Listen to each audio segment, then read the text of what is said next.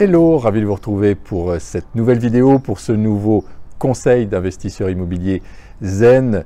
Donc je vous rappelle que vous êtes en train d'acquérir les fondamentaux de l'investissement immobilier. Je vous rappelle également que dans la précédente vidéo, donc conseil 19, nous avons vu qu'on pouvait valoriser les biens par de la rénovation. Donc d'une manière générale, il faut mieux éviter d'acheter du neuf et plutôt acheter de l'ancien avec des travaux. Pas nécessairement des gros travaux, mais plutôt des travaux légers ou le home staging par exemple, qui permet d'harmoniser le bien, qui permet de lui donner un nouveau look, qui permet de créer un effet coup de cœur qui va bien sûr complètement changer le tarif de la location ou le prix de vente si on a décidé d'acheter pour revendre. Donc est-ce qu'il faut réaliser les travaux nous-mêmes? Plutôt non, sauf si vraiment on en a l'envie, sauf si on adore ça. Mais sinon, il est préférable de déléguer les travaux parce que ça peut durer des mois et plutôt de se centrer sur notre projet en général, sur la recherche, sur l'optimisation d'un bien.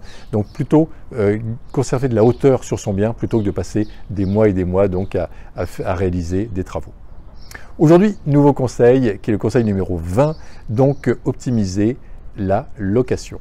Alors, il faut savoir que d'une manière générale, la location courte durée est plus rentable que la location longue durée. D'une manière générale, la location meublée est plus rentable que la location nue. Alors certaines personnes nous disent oui, mais en période de crise, de pandémie par exemple, la location courte durée, c'est compliqué. On s'aperçoit pas tant que ça dans la réalité.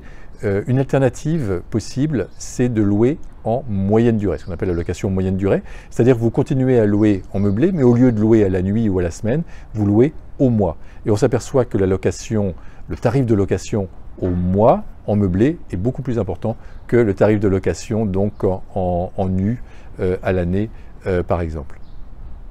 On s'aperçoit également que la colocation est plus rentable que la location donc traditionnelle.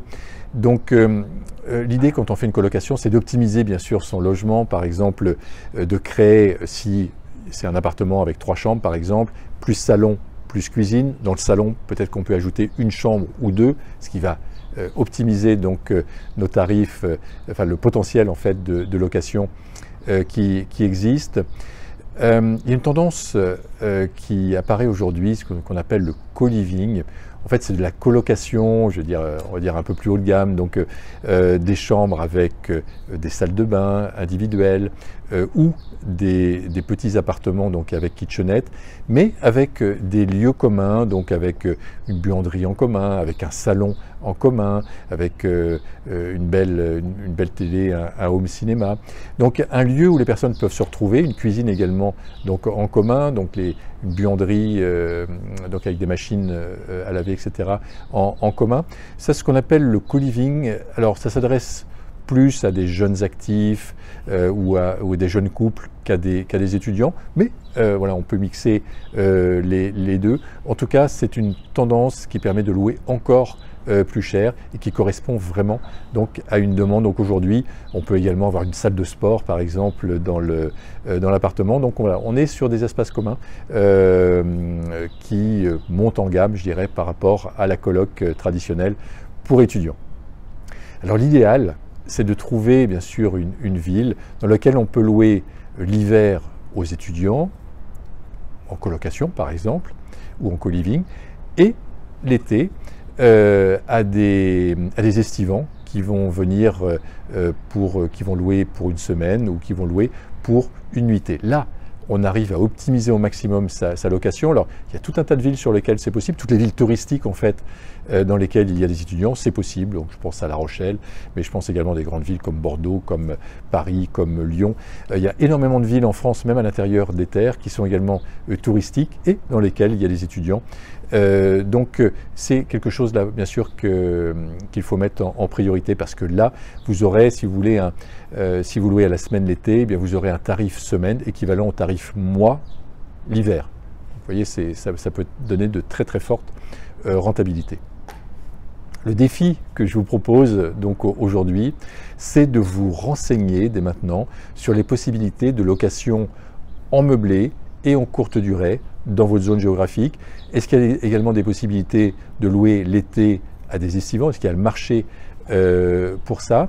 Et de commencer à regarder les tarifs de location, donc à la semaine ou à la nuitée en haute saison, et puis l'hiver donc pour les étudiants, par exemple, si le marché est possible, ou commencer à vous intéresser donc au co-living. Voilà, commencez à regarder donc ces différentes possibilités dans votre région ou un petit peu plus loin, mais souvent on s'aperçoit que ce n'est pas la peine d'aller à l'autre bout de la France pour faire de bonnes affaires immobilières. On peut tout à fait faire de bonnes affaires immobilières chez soi, dans sa ville ou pas très loin. Donc téléphonez à une agence immobilière, commencez à faire votre étude sur Internet pour savoir quel est le marché donc, pour le meublé et pour la courte durée dans votre région, parce que c'est comme ça que vous allez optimiser votre location. Je n'ai pas parlé des avantages au niveau fiscal.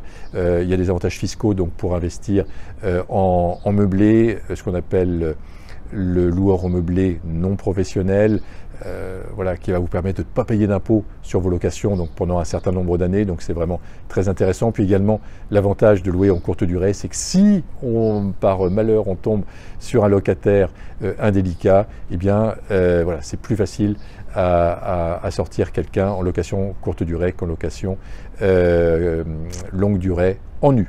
Je vous souhaite le meilleur et je vous donne rendez-vous pour un prochain conseil qui sera le dernier conseil, notre conseil 21 qui est d'éviter les copropriétés. À très bientôt.